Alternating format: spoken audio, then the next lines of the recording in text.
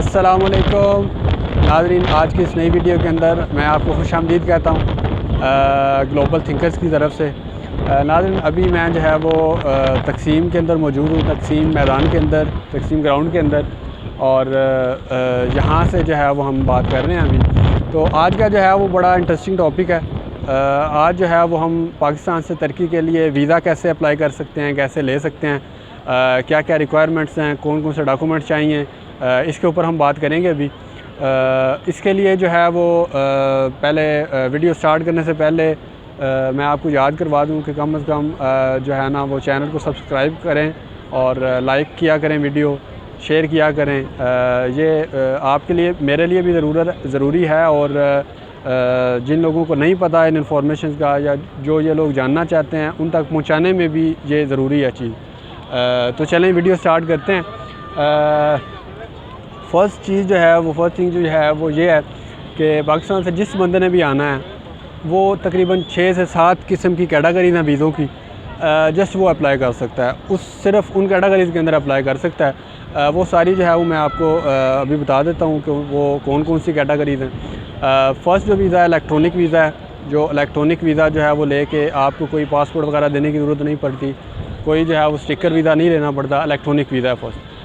दूसरा जो है वो पर्पज़ के लिहाज से हैं वीज़े। फ़र्स्ट जो है वो स्टडी वीज़ा, उसके बाद टूर विज़िट वीज़ा, उसके बाद जो है वो medical purpose, conference purpose visa है। उसके अलावा जो है और कौन सा था, उसके अलावा जो है वो वर्क परमिट है। और क्या था, और भी मैं आपको बताता हूँ देख के। शायद मेडिकल पर्पज़ मैंने आपको बता दिया बिल्कुल, और बिज़नेस पर्पज़। मतलब ये 6-7 टाइप हैं इनकी वीज़ों की। इन्हीं के अंदर जो है वो हमने अपना सेलेक्ट करना है कि मैंने किस फील्ड में जाना है। तो इसके अंदर सिंगल एंट्री, मल्टीपल एंट्री, ये सब के अंदर जो है वो ये चीज़ अवेलेबल है।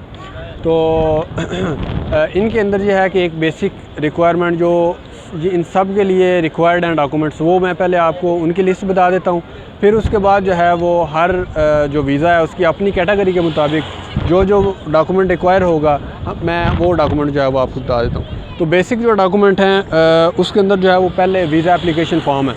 ये वीज़ा एप्लीकेशन फॉर्म जो है ये आप एम्बेसी की तरफ से अप्लाई करते हैं। जब एम्बेसी की वेबसाइट के ऊपर आपको ये वीज़ा फॉर्म मिलता है, वहाँ से ऑनलाइन जाके आप अप्लाई करते हैं और बाद में फिर इसको प्रिंट निकलवा के अपनी लिस्ट के अंदर ऐड कर लेते हैं। उसके बाद पिक्चर चाहिए होती हैं, फ़ोटोज़। ये 2 या 4 चाहिए होती हैं, मतलब 3.5x4 की। इसकी एक ख़ास जो है ना वो होती हैं क्वालिटीज़ और क्वांटिटीज़, उसके मुताबिक आपको चाहिए होती हैं। तो उसका आपने ध्यान रखना है, वो आप ना देख लेंगे वेबसाइट से। भी मैं आपको नीचे लिंक भी दे दूँगा और बता भी दूँगा कि कहाँ से आपको ये लिस्ट मिलेगी। उसके अलावा जो है वो पासपोर्ट ज़ाहिरी बात है रिकॉर्ड होता है। इसके लिए मिनिमम जो है वो 6 मंथ उसकी वैलिडिटी होनी चाहिए ताकि वो वीज़ा आपको मिल सके। और उसके अलावा वीज़ा इंटरव्यू फॉर्म है, ये आपको एनाथोलिया ट्रैवल सर्विसेज की तरफ से मिलता है। यहाँ पे एक और चीज़ भी मैं ऐड कर दूँ कि एनाथोलिया ट्रैवल सर्विसेज जो हैं उनका मकसद या उनका वो ये है कि जस्ट आप उनके थ्रू अप्लाई कर सकते हैं। आप ख़ुद एम्बेसी जाके अप्लाई नहीं कर सकते। ये उनकी ऑफिशियल एजेंसी है तुर्किश एम्बेसी की तरफ से जो रिकमेंडेड है। आप जस्ट इनके थ्रू जो है वो जाके अप्लाई कर सकते हैं। तो एक ये वीज़ा इंटरव्यू फॉर्म जो है ये आपको उनकी तरफ से मिलेगा, ये आपने वो साथ लेके लगाना।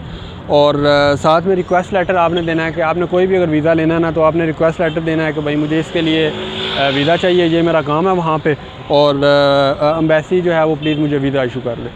और इसके अलावा जो है वो हेल्थ इंश्योरेंस आपको चाहिए। हेल्थ इंश्योरेंस मिनिमम जो है वो जो 30,000 यूरो वो कवर करती हो, वो वाली हेल्थ इंश्योरेंस आपको चाहिए, जो मिनिमम 3 मंथ के लिए होनी चाहिए अगर आप शॉर्ट टर्म वीज़ा अप्लाई कर रहे हैं तो। और इसके अलावा जो है वो पोलियो सर्टिफिकेट, ये किसी भी डिस्ट्रिक्ट हेडक्वार्टर से आपको मिल जाएगा। ये जो है ये साथ में लाजमी होना चाहिए। और साथ में फ़्लाइट रिजर्वेशन। अच्छा, ये जो डॉक्यूमेंट्स हैं ये सब ने करने ही करने हैं तैयार। जो भी कोई आप वीज़ा अप्लाई कर रहे हैं, चाहे मेडिकल पर्पज़ है, चाहे हेल्थ पर्पज़ है, चाहे कॉन्फ्रेंस पर्पज़ है, चाहे स्टडी पर्पज़ है, चाहे आपका वर्क परमिट है, मतलब किसी के लिए भी करना है, बिज़नेस पर्पज़ है, आपने ये डॉक्यूमेंट करने ही करने हैं तैयार। इसके अलावा अब आते हैं नेक्स्ट पे कि अगर आप फॉर एग्जांपल टूर पर्पज़ पे आ रहे हैं तो आपने कौन सा डॉक्यूमेंट देना। उसके साथ ये है कि अगर आप सिर्फ विज़िट पर्पज़ के लिए आ रहे हैं तो आपने साथ में ये देना है, अपनी बैंक स्टेटमेंट देनी है, अपनी आपने कोई वर्क देना है कि आप पाकिस्तान के अंदर क्या कर रहे हैं। वो वर्क जो है वो अगर आप बिज़नेस ओनर हैं तो आपने बिज़नेस ओनर के तहत जो है वो अपने लेटर हेड के ऊपर आपने एक स्टेटमेंट लिखनी है, अपना पूरा लिखना है, पर्पज़ लिखना है विज़िट का कि मैं इसलिए विज़िट कर रहा हूँ, या वैसे ही अगर कर रहे हैं तो वैसे ही आपने लिखना है कि बस मुझे शौक़ है, मैंने जो है वो टर्की विज़िट करना है, देखना है, घूमना फिरना है, तो ये मेरा पर्पज़ है, वो आपने लिख के उसको कर लेना। और साथ में जो है वो अपनी बैंक स्टेटमेंट लगानी है लास्ट 3 मंथ की, और जो है वो डिफरेंट होती है, मतलब अगर बिज़नेस पर्पज़ वाला है तो ज़ाहिर बात है उसकी ज़्यादा चाहिए, विज़िट वाला है तो उसकी थोड़ी चाहिए, और स्टडी वाला है तो उसके लिहाज से चाहिए। तो मिनिमम जो है वो 10 लाख रिकमेंडेड है कि इतनी तो कम अज़ कम होनी चाहिए बैंक स्टेटमेंट। और इसके अलावा जो है अगर आप एम्प्लॉय हैं, बिज़नेस ओनर नहीं हैं, तो फिर आपके लिए फिर आपने ये करना है कि आप जहाँ पे काम कर रहे हैं एज अ जॉब, वहाँ पे आपने अपने ओनर से कंपनी के लेटर हेड के ऊपर एक लेटर बनवा लेना है कि ठीक है भाई, ये मेरे पास इतनी देर से काम कर रहा है, लास्ट 3 मंथ की सैलरी स्लिप्स लगा देनी है, और मतलब ये चीज़ें ऐड करके साथ में अपनी जो आपकी पे है वो भी ऊपर मेंशन होनी चाहिए कि भाई इतनी पे जो है वो इस बंदे की है, और ये ले रहा है, और ये इसको अफोर्ड कर सकता है कि ये छुट्टियों पे जाए या ट्रैवल करे या मतलब ये सारा कर ले। तो ये चीज़ जो है ये ज़रूरी है। और इसके अलावा जो है और क्या चीज़ चाहिए, हाँ, टैक्स पेइंग सर्टिफिकेट चाहिए कि आप एनटीएन पे कर रहे हैं, मतलब टैक्स आपका जा रहा है गवर्नमेंट को, ये चीज़ चाहिए। और साथ में स्पॉन्सर लेटर, अगर आप इन सब कैटेगरीज़ में नहीं आ रहे कि आप ख़ुद भी एम्प्लॉय नहीं हैं, आप बिज़नेस ओनर भी नहीं हैं, और आप जो है वो मतलब आपके पास ये चीज़ें नहीं हैं, तो फिर आपने कोई स्पॉन्सर लेटर लगाना है कि मेरे वालिद साहब, मेरे चाचू, भाई, ताया जो हैं वो मुझे स्पॉन्सर कर रहे हैं, और मैं उनके बिहाफ पे जो है वो जा रहा हूँ, और मैंने घूमना फिरना है, या मैंने फ़लाँ कंपनी से मीटिंग करनी है, या मैंने स्टडी करनी है, या मैंने अपना इलाज करवाना है जाके, तो फिर आप उनके स्पॉन्सर लेटर को साथ में लगाते हैं, और साथ में उनकी इनकम प्रूफ भी लगाते हैं कि ये इनके इनकम प्रूफ हैं जो मुझे स्पॉन्सर कर रहे हैं। तो ये जो है वो ये हो गया। और इसके अलावा जो है, इसके अलावा क्या चीज़ है, अगर आप बिज़नेस पर्पज़ के लिए कर रहे हैं तो आपको एक्स्ट्रा लेटर एक ये लगाना पड़ेगा कि इनविटेशन लेटर लगाना पड़ेगा किसी भी टर्किश कंपनी की तरफ से जो आपको इनवाइट कर रहे हैं, जिसके साथ आपने मीटिंग करनी है, जिसके साथ आपने मिलना है जाके। अगर आप कॉन्फ्रेंस पर्पज़ के लिए कर रहे हैं तो जो भी इंस्टीट्यूट आपको बुला रहा है कॉन्फ्रेंस के लिए, वहाँ उसकी तरफ से इनविटेशन लेटर चाहिए। स्टडी पर्पज़ के लिए जा रहे हैं तो यूनिवर्सिटी से एडमिशन लेटर चाहिए, एक्सेप्टेंस लेटर चाहिए, इनविटेशन लेटर चाहिए। और वर्क पर्पज़ के लिए जा रहे हैं तो फिर उसी तरह तुर्किश कंपनी की तरफ से इनविटेशन लेटर चाहिए, रिक्वेस्ट लेटर चाहिए, उनका एक्सेप्टेंस लेटर चाहिए, कॉन्ट्रैक्ट चाहिए कि इतनी आपकी जॉब है, इतनी पे है, और इतना ये कॉन्ट्रैक्ट है, साल का, 6 माह का, जितना भी है। और इसके अलावा हाँ, एक मैं चीज़ आपको भूल गया था, फ्री उम्रा ट्रांजिट जो है वो यहाँ पे जो एक ये भी वीज़े की जो है वो टाइप है। अगर आप उम्रा के लिए जा रहे हैं तो फिर भी आप यहाँ पे आ सकते हैं। उसकी जस्ट 2 वो कह लेंगे कंडीशंस हैं। एक ये कि आपके पास टर्किश एयरलाइन आपने बुक करवानी है, और दूसरी ये कि आपके पास उम्रा जो है उसका वीज़ा वैलिड होना चाहिए। उसके बाद जो है वो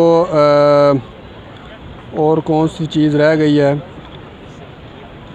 ठीक है, तकरीबन सारी चीज़ें जो हैं ये तो हमने कवर कर ली हैं। अगर मेडिकल पर्पज़ के लिए आ रहे हैं, हॉस्पिटल से इनविटेशन लेटर चाहिए, एक्सेप्टेंस लेटर चाहिए, और एक लेटर चाहिए जिसके मुताबिक आपने उनकी कम से कम 50% जो फ़ीस है वो आपने पे कर दी हो। उनकी जो भी मतलब फ़ीस है, अगर आप 50,000 लाख रुपया उनकी फ़ी है तो आपने 50,000 पे कर दी हो, और 50 आपने इधर आके करनी है। इस तरह मतलब वो परसेंटेज के मुताबिक होनी चाहिए। ये जो है ये टोटल एक होल प्रोसेस था आज का। तो नीचे मैं लिंक वगैरह भी छोड़ दूँगा ताकि जो है वो आपको आसानी रहे। और ये सारी चीज़ें जो हैं ये आपको रिक्वायर्ड हैं टर्की आने के लिए। बाकी यह है कि वीज़ा लग जाता है, इसका कोई प्रॉब्लम नहीं है, लेकिन आपका केस ओरिजिनल होना चाहिए, जेन्युइन होना चाहिए।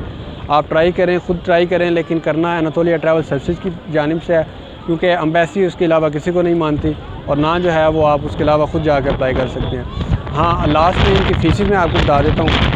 जो अनातोलिया ट्रैवल की सर्विसेज की फ़ीसिस हैं, जो वीज़ा एप्लीकेशन की फ़ीस है वो है 10,000 सिंगल एंट्री की, और मल्टीपल एंट्री की 44,000 है। और जो दूसरे हैं जो सर्विस फ़ी है इनकी अनातोलिया वालों की, वो है 6,400 रुपया। मतलब टोटल ये 16,400 रुपया आपका लगता है जस्ट एप्लीकेशन का। बाकी जो डॉक्यूमेंट आप तैयार करते हैं वो आपकी ज़ाहिर बात अलग-अलग फ़ीसेस है हर डॉक्यूमेंट की, या एक उनकी जो फ़ीस है। तो ये जो है ये टोटल एक ओवरऑल होल प्रोसेस है। बाकी इसके अलावा जो चीज़ आपको ना समझ आई हो आप कमेंट में मेंशन करें, तो आपको जो है वो इंशाल्लाह गाइड कर दूँगा। तो मतलब ये एक ओवरऑल जो है वो मैंने ट्राई किया एक होल व्यू देने की। तो बाकी इंशाल्लाह ताला नेक्स्ट वीडियोज़ के अंदर फिर मुलाकात होती रहेगी। तो आज की वीडियो के लिए बस इतना ही। जज़ाकल्लाह। अभी मैं कैमरामैन को कहूँगा कि एक ओवरऑल जो है वो तकसीम ग्राउंड का चक्कर आपको करवा दें, तो उसके बाद फिर वीडियो जो है वो एंड करते हैं। तो ये तकसीम ग्राउंड के अंदर अभी हम लोग मौजूद हैं और ये बड़ी प्यारी जगह है वैसे तो, मतलब जो भी खैर आते हैं हर कोई जानता ही है, आपने पहले भी काफ़ी देखा होगा। अच्छी जगह है, प्यारी जगह है। तो चलें ठीक है, इंशाल्लाह नेक्स्ट वीडियो के अंदर मुलाकात होती है। उम्मीद है आपको अच्छी लगी होगी ये वीडियो। तो जज़ाकल्लाह, थैंक यू।